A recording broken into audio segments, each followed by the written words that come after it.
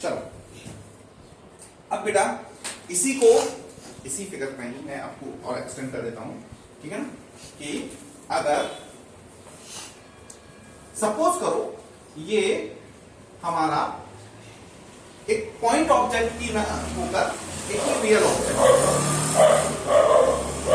एक कोई real object, ठीक है, ऑब्जेक्ट है, इसका हेड ये एरो की साइड है और इसका बॉटम नीचे साइड, ठीक। अगर एक real object, then what will happen, क्या होगा, देखिए ऊपर हेड की तरफ से पॉइंट से तो इमेज कुछ ऐसे ही फॉर्म होगी, और अगर मैं बॉटम पॉइंट से लूं, इसके बॉटम पॉइंट से लूं, then again the similar pattern will be there.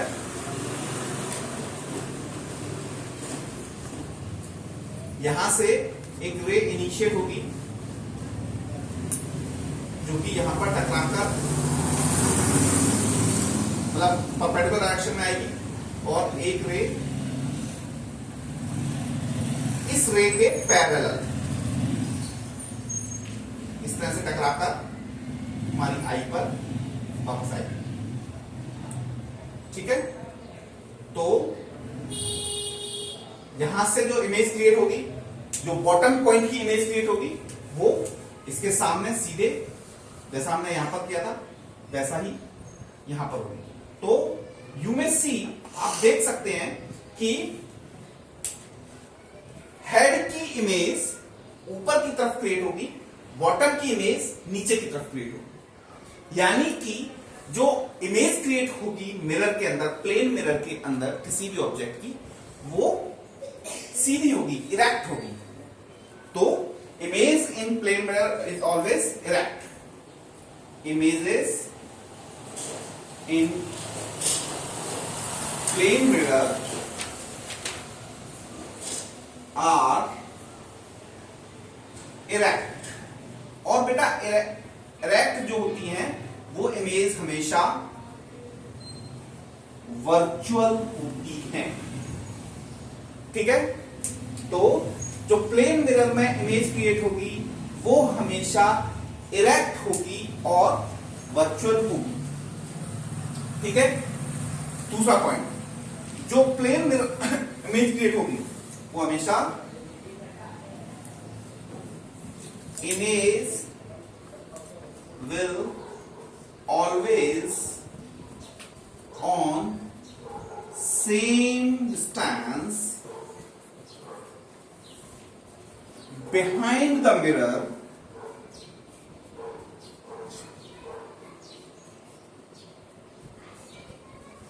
as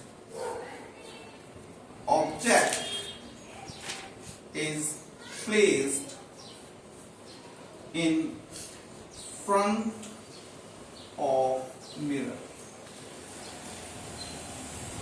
मैं आपको पहले बता चुका हूं कि इमेज हमेशा उतनी ही डिस्टेंस पर पीछे की साइड क्रिएट होगी जितनी डिस्टेंस पर ऑब्जेक्ट उसके सामने रखा होगा। तीसरा, image will be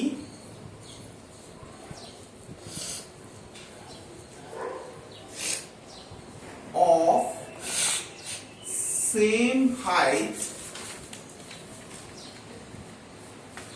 as of object। आप यहां पर देखिए दोनों ही ऑब्जेक्ट और इमेज की हाइट हमेशा सेम होगी, बराबर होगी, उतनी ही हाइट का होगा। यहां कोई भी ऐसा फैक्टर नहीं है जिसके कारण इसकी हाइट रिड्यूस होगी, हमेशा बराबर साइज का ही होगा जितना हाइट होगा। यानी कि आप अगर प्लेन मिरर के सामने खड़े होकर खुद को देखोगे तो आपकी हाइट उतनी ही दिखाई देगी जितनी और इसकी ओरिजिनल हाइट है, ठीक है। और चौथा और बहुत important point, image will be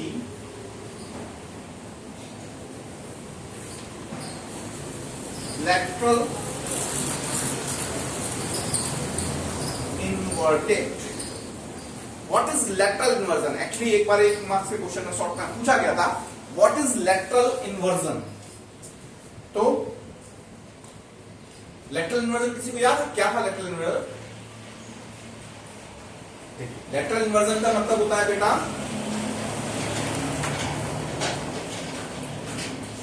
when left side of object is shown at right side in image and vice versa.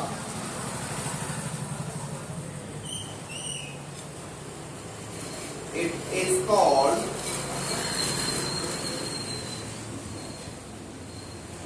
lateral inversion. इसको हम कहते हैं lateral inversion. यानी कि अगर बेटा ध्यान दो, अगर मैं मिरर में खड़े होके अपना राइट हैंड उठाऊं और मैं अपने आप को देख रहा हूं, एज्यूम करो कि सामने मिरर रखा हुआ है, मैं अपना राइट हैंड उठा रहा हूं, तो मिरर में कौन सा हैंड उठा होगा? लेफ्ट हैंड, लेफ्ट साइड का हैंड उठा होगा. मैं अपना राइट उठाऊंगा, मिरर का लेफ्ट. सिमिलरली इसका उल्टा, यानी कि लेफ्ट राइट का जो कन्वर्जन हो जाता है, जो उल्टा हो जाता है इस तरह से. इसीलिए आपने देखा होगा कि एम्बुलेंस जो लिखा होता है फ्रंट साइड में गाड़ी के, एम्बुलेंस के आगे फ्रंट साइड में लेटर्स लेटरली इन्वर्टेड लेके जाते हैं. इसलिए जिससे कि जब आगे गाड़ी चला रहा हो कोई और अपने रेयर मिरर में उसको पीछे से देखे तो उसको सीधा एम्बुलेंस दिखाई दे. अदरवाइज अगर सीधा लिख देंगे तो उसको लेटरली इन्वर्टेड दिखाएंगे और हो सकता है वो समझ ना पाए पीछे क्या है, ठीक है ना, और रास्ता ना दे. ठीक, इसलिए that is called lateral inversion. Please note down these are properties of mirror image in plane colour.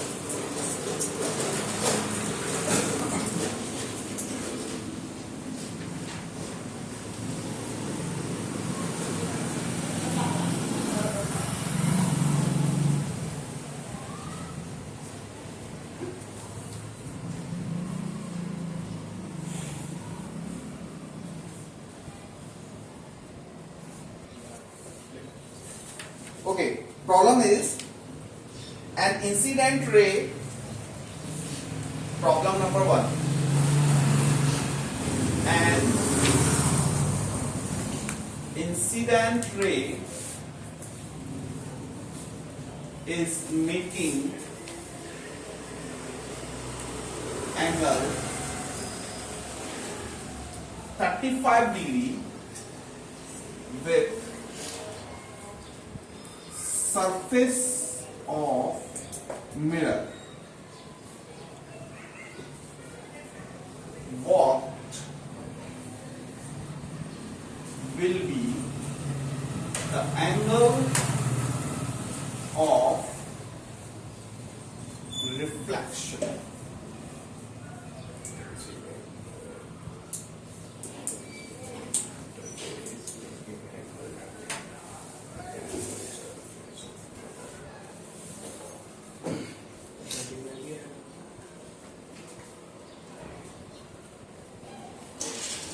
का रिफ्लेक्टेड एंगल तो बराबर होगा 65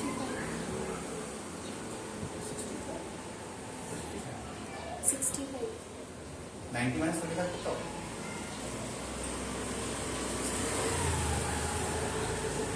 90 माइनस 55 होता है. देखिए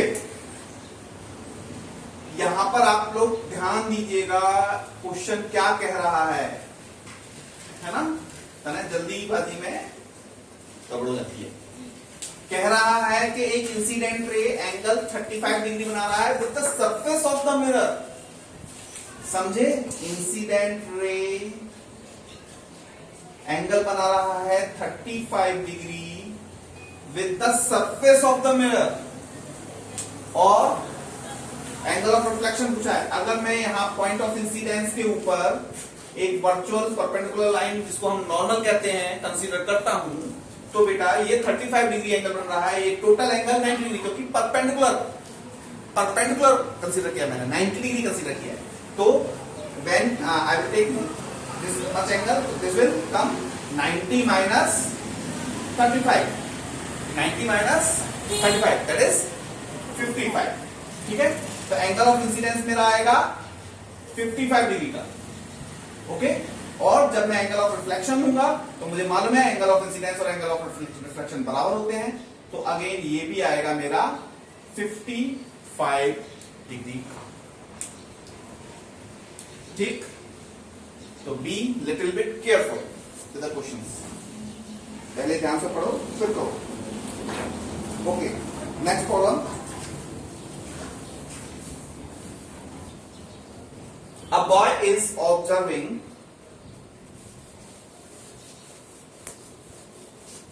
a boy is observing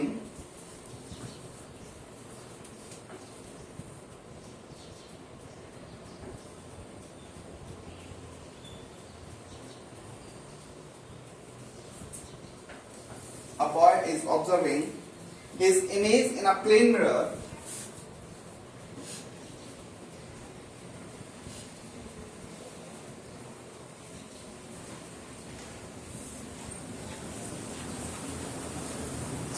his image in a plane mirror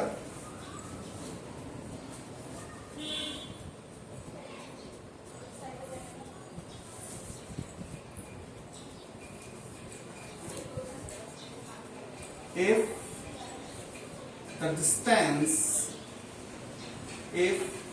distance between boy and mirror is 4 meter and he moves towards mirror by 1 meter, what will be change in distance between boy and his image?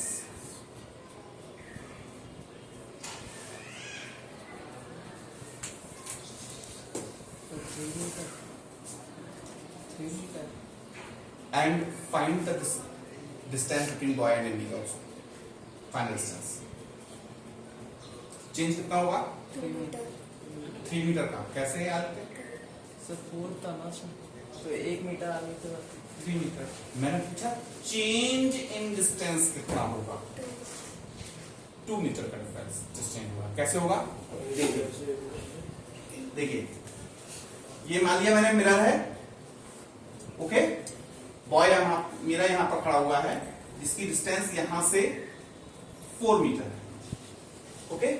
मेरा law ये कहता है कि इसकी image जो create होगी वो mirror में पीछे की साइड क्रिएट होगी 4 मीटर पर ही, ठीक, ओके। तो initial distance between boy and image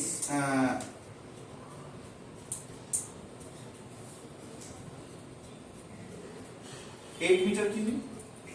अब वो बेटा 1 मीटर चल गया टुवर्ड्स मिरर, यानी कि वो कहीं यहां आ गया, यानी अब उसके और मिरर के बीच की डिस्टेंस रह गई 3 मीटर। तो उसकी इमेज भी 1 मीटर आगे की तरफ है, यानी उसकी डिस्टेंस भी मिरर से 3 मीटर होगी। तो फाइनल डिस्टेंस कितनी आएगी?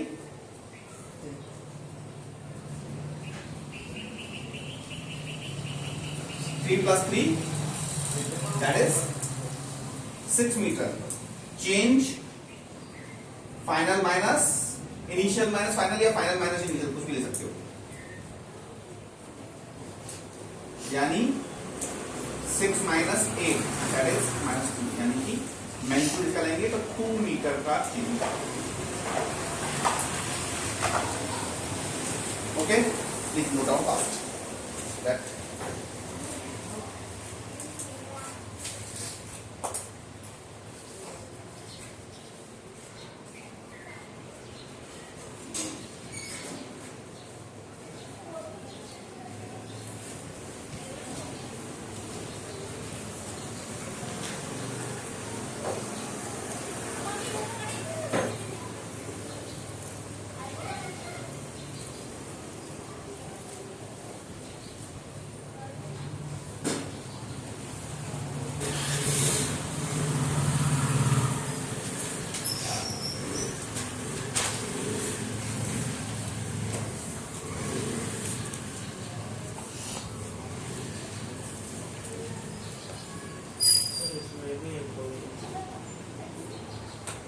प्लेन मिरर नहीं होगा।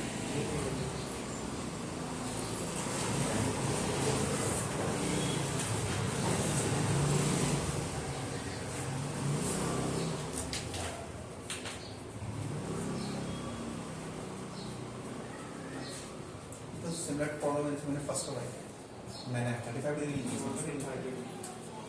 वैसी प्रॉब्लम। सेम साइज कौन सा मिरर होता है जो सेम साइज की इमेज क्रिएट करता है? केवल प्लेन मिरर ही ऐसा होता है। This one of the following mirror is also known as diverging mirror. Converging diverging mirror को पढ़ेंगे।